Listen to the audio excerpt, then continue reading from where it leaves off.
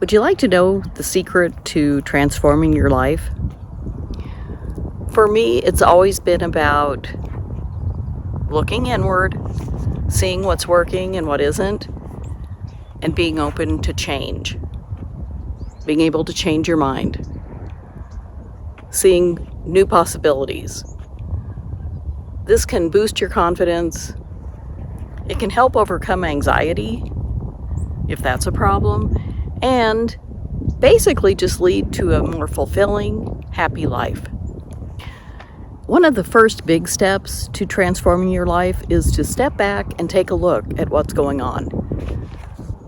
You might want to take a break. Just decide, I'm going to spend 10 or 15 minutes thinking about my life, why I might be so miserable, or things I want to change. Go for a walk. Sit in your chair, on your couch, lay in bed, and just think with no distractions. Just you. And that can be hard, I know. But I think it's important and necessary if you do want change to happen. After you've thought a little while, you might want to make a list of what things make you happy. And maybe the things that don't make you happy. But the things that make you happy could be a great starting point for doing more of those or similar things. Once you have your list made of things that make you happy, jot down some things that are chores and obligations that you're not thrilled with. And just have this list of 2 things. Happy stuff, not so happy stuff. Then take a couple markers, different colors, yellow and green, whatever, and use the yellow to mark down everything that you like in your life, all the things that make you happy. And then use the other color, green or whatever, and highlight what doesn't make you happy and see if anything comes through having it color-coded like that. Something might jump out like, oh, I was doing this because I wanted to, but then now you might not want to. For me, I recently quit volunteering at a job I'd been doing for 5 years. And I just wasn't happy doing it anymore. I was tired when I got home. I was exhausted, in fact. It did not fill me up in any way. I wanted to do it because it's a good cause, but I kind of dreaded it. It sort of felt like Sunday night when I used to work, and Monday morning I'd have to go to work. The night before, when I had to go volunteer the next day, I sort of had that feeling. Not as bad. It wasn't as bad as a job because I knew I could quit. Didn't need the money because they don't pay you when you volunteer. So, but I finally just decided, why am I doing this? I'm tired of it. It exhausts me. It's not fun anymore. And it was at first. It was good. And so I quit. And it was great. I haven't missed it at all. And I felt a little bit guilty at first because, it's for a good cause and you're helping people. But if it's not helping you, it's probably not a good idea. Another thing you can do is journal. Instead of just a list, journal about what you're feeling, what your life is like. Maybe just write about your day, your feelings, what happened, to maybe give you some insight into why you're feeling the way you are. Use a pen and paper, either a notebook, a sheet of paper, back of an envelope, it doesn't matter. It doesn't have to be anything fancy. But get your feelings and thoughts out, and sometimes that helps you to be a little more calm. It gets it down on paper in black and white, where it's out of your head a little bit.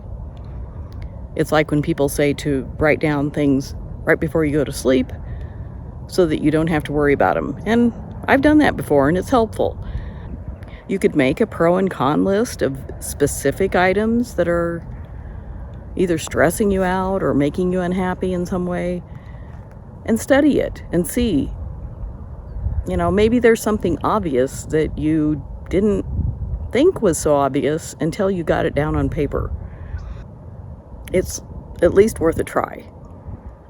This next one I think is fun, and I've kind of done it to myself. I call it talking to myself, but basically interview yourself. Ask yourself, where do I want to be in 5 years? Do I want to be living here? Do I want this job? Do I want this relationship? See what answers you come up with. It could surprise you. Just act like someone else is asking the questions, and you can even go, have you thought about where you want to be in 5 years? And then you can say, I haven't really. Do you think you should work on that? Maybe I should. If you want to do that. But be honest with yourself and answer the questions either in your head or out loud, honestly, and see what comes out. Because something, if you're pretending and you can get into it that someone else is asking, you may actually be able to come up with some things that you don't come up with when you're just ruminating and driving yourself crazy in your head. And along with this, it's sort of a proactive approach. If you're proactive in your life, you're making decisions before something happens. If you're reactive, you're just reacting to everything that's happening. And that can be kind of a miserable way to live if you don't, make any decisions without there being some reason to. But if you sit and think about what you really want, then you could make progress toward that goal. The final way to step back and look at your life is to look at your habits and relationships and just, your way of thinking. Look at the things you can control and what you choose to keep in your life, because change can be hard, but sometimes it's just necessary. Say you talk with a family member or a friend every day, and this really, you feel like it's too much. You could just say, let's just talk every other day. I'm busy tomorrow, or whatever, and see if that works. And if that works and it's still too much, say, let's just talk, on Saturday, and then talk again on Wednesday, or something like that. Take control and set some boundaries, because it's your life, and I think it's healthy to be happy in your life.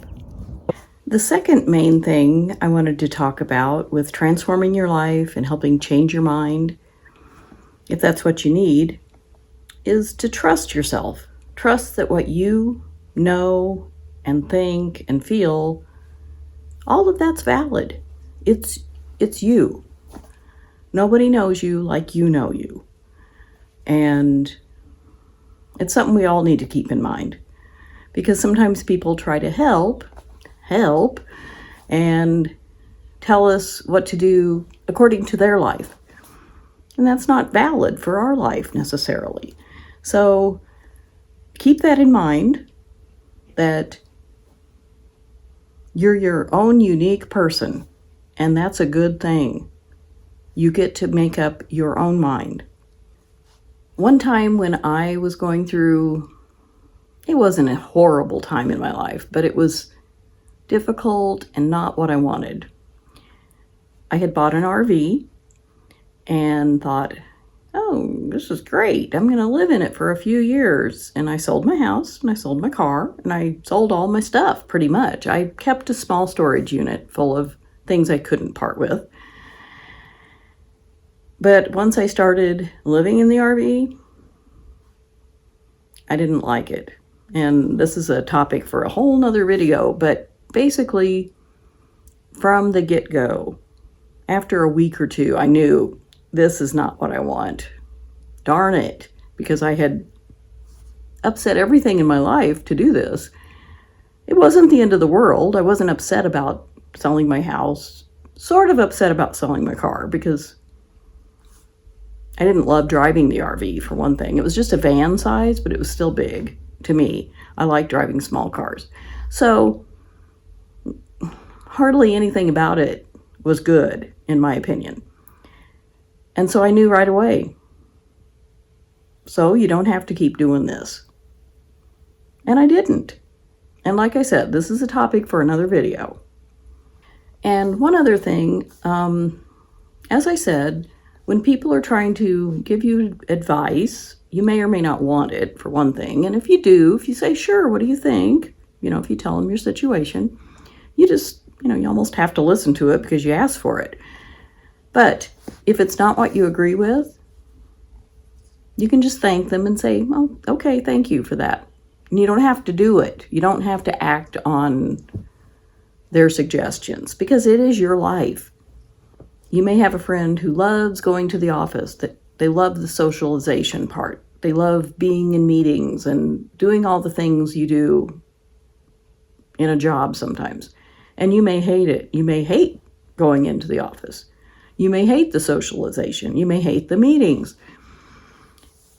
And that's okay for each person. But you can choose, if possible, to make changes. At least look into it.